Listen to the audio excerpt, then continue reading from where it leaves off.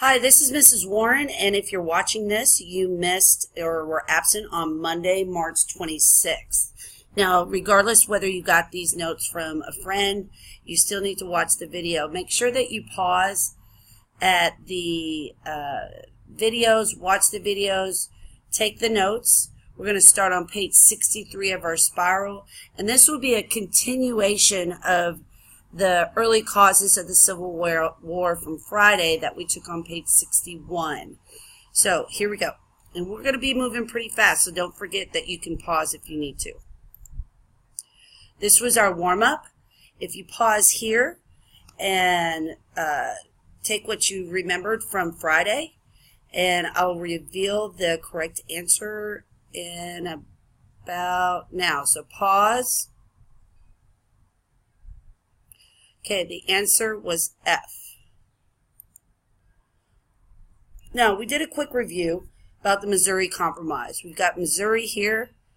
We balanced out the power between the free and the slave states by adding Maine and Missouri. And we drew a line that said every state that was entered into the Union from this point on above this line would be free, and the ones below would be slave. And this gave the Southerners power in the Senate, because the northern states, because they had more votes and more population, had the power in the House of Representatives. The South did not want the North to have any more power over them to change laws or do anything that they didn't care about. Now, this was a compromise that stayed in place for 30 years. In 30 years, we have California. We have all this new territory gained from the Mexican War. California became a free state, but in return, the South wanted these two territories to be open to slavery through popular sovereignty, which means that the voters of those new states will get to decide whether they have free or slave states. This also strengthened the fugitive slave law to force the South to return any escaped slaves. So on one side, the North got these two things, and the South compromised and said, well, we want these two things. And again, at the time, it was equal balance of power between the free and slave states. The fugitive slave law went into effect, which Northerners thought infringed upon their freedom to not support slavery. So this caused a lot of tension. Uncle Tom's Cabin was a anti-slavery booklet that went around all over the United States and increased the tension because the Northerners realized that they needed to support the abolitionist cause, and the South, of course, thought it was all lies and propaganda to try to take away their way of life. And then, of course, the Kansas-Nebraska Act. This was passed through Congress, and very quietly and barely passed through, where it opened slavery even further to the Kansas and Nebraska territories, which was previously banned by the Missouri Compromise line, which led to Bleeding Kansas, which meant an influx of anti-slavery and pro-slavery people that rushed to Kansas to try to gain power for their sides, North or South, which resulted in, I guess you would say, a mini civil war. In over 2 years, 200 people died as a result of the conflicts in Kansas, which was nicknamed Bleeding Kansas. Okay, so this is a new area for today's topic, Dred Scott.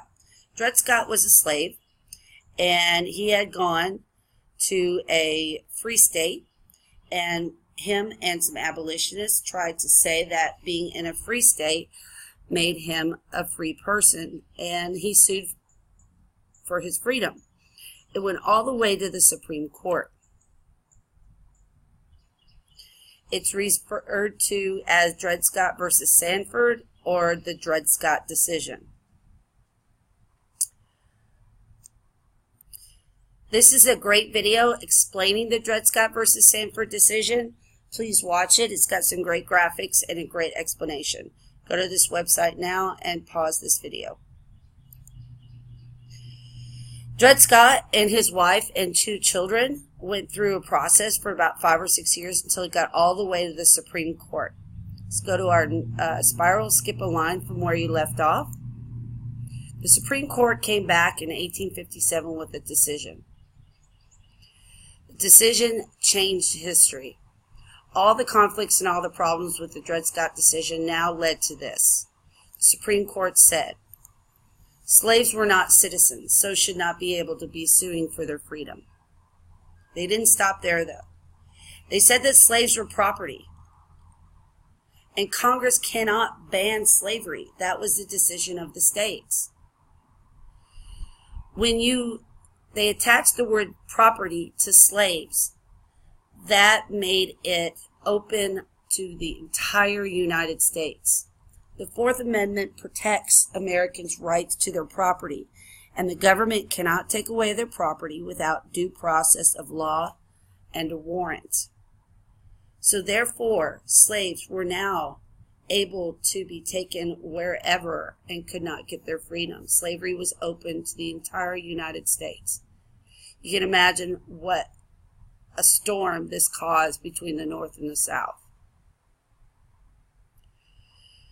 Please read over this question and pause this video, and then when you come back on, I'll tell you what the correct answer is. The correct answer is D. The Dred Scott decision protected the rights of slave owners in any territory or in any free states because the government cannot take away your property now, according to that decision. Remember, Supreme Court decisions mean that they trump all state laws that conflict with it. Now we're going to move on to something else going on in the nation. And we've been talking about Civil War, but we haven't mentioned Abraham Lincoln. Abraham Lincoln was running for the Senate in Illinois against Stephen Douglas, a very powerful political figure. They would go all over the state of Illinois. And the reason why this is so important is because the main topic was slavery. Stephen Douglas was a Northern Democrat who believed that slavery wasn't what he wanted, but he believed it was the right of the people to choose popular sovereignty, where Lincoln was very adamantly against slavery and believed it was a moral evil that was overtaking the United States. Now, as I said, they traveled all over, but because the arguments and debates were so eloquent and intelligent and interesting, newspapers all over the nation picked up the story, and then all of a sudden, Abraham Lincoln is a name that people know. Here are a few arguments from both sides.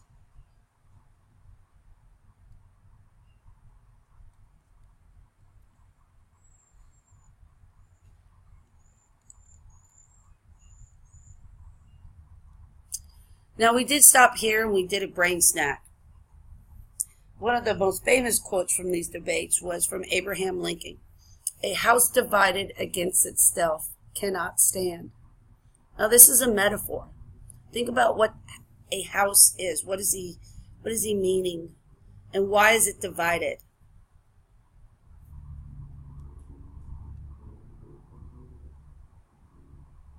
This was just for fun, but it's true, so be careful out there on the internet. All right, so skip a line where you left off. The Lincoln-Douglas debates were very important because it did earn Lincoln national attention, just as Andrew Jackson earned national attention as a war hero in the War of 1812. This is going to put Lincoln in line to run for president on the Republican ticket in the election of 1860.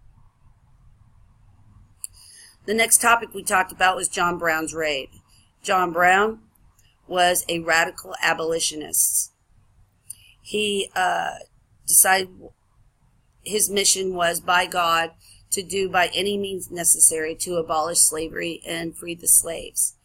He decided to storm an arsenal where the army kept its stores of guns and he was going to give those guns to the slaves, local slaves, to do this, have this great big slave rebellion. Unfortunately, the local slaves didn't show up, and they were surrounded by the federal army, and he was captured.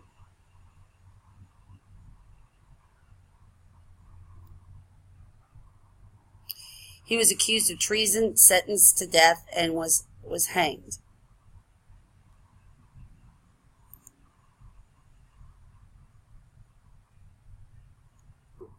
Please go to this video above, and it's a great explanation from America, the Story of Us, of what actually happened in this raid.